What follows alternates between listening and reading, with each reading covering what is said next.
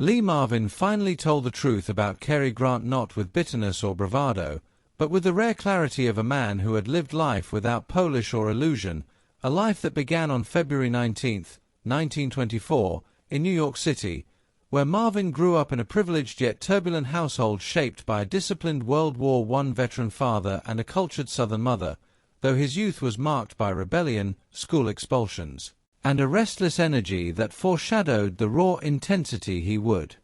later bring to the screen. Everything changed when World War II erupted and Marvin enlisted in the U.S. Marine Corps, fighting in the Pacific Theater and being gravely wounded by machine gun fire at Saipan,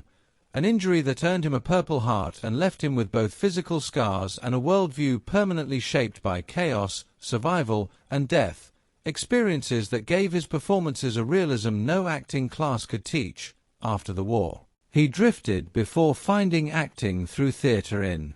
upstate New York, quickly standing out with his deep voice, commanding presence, and unmistakable authenticity, rising through supporting roles as villains and hardened men until films like The Big Heat, Bad Day at Black Rock, and The Wild One announced him as something different, something real, a reputation cemented when he shocked Hollywood by winning an Academy Award for Cat Ballou in 1965, revealing a self-aware comedic side beneath the grit. Through the 1960s and 70s, Marvin became one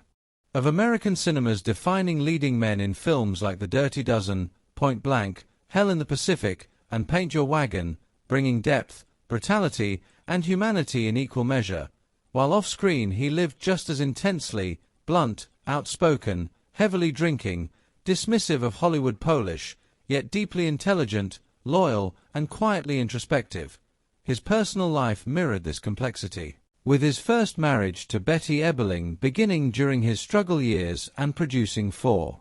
children before collapsing under the weight of fame, travel, and his volatility, followed by his second marriage to Pamela Feely, who brought balance and loyalty during his later years and stood by him through health struggles and the highly publicized palimony lawsuit that tested them both, remaining with him until his death.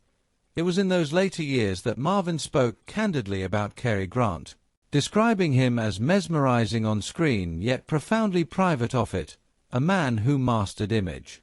with surgical precision, something Marvin both admired and could never relate to, noting that while Grant appeared effortlessly elegant, beneath the tuxedo lived Archie Leach, a man who worked tirelessly to outrun his past, and though Grant was gracious, he kept people at a distance, a contrast to Marvin's life-out-loud philosophy, leading him to see Grant's perfection as both crown and cage. Still, Marvin never denied Grant's star power, admitting that while men like himself had to bleed and growl to hold attention, Grant merely smiled and commanded the room, joking that pairing them on screen would be like mixing bourbon and champagne, yet acknowledging that Grant possessed a hidden edge that circumstances never allowed him to unleash.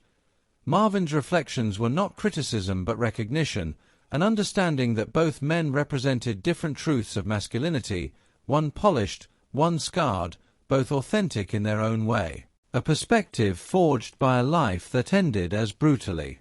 honest as it began, when declining health from valley fever complications led to catastrophic surgeries and a slow physical collapse, though never a loss of spirit, until on August 29, 1987, Marvin died of a heart attack at 63, leaving behind a legacy not of perfection, but of truth, a man who proved that authenticity, whether wrapped in silk or scars, was the rarest quality Hollywood ever produced.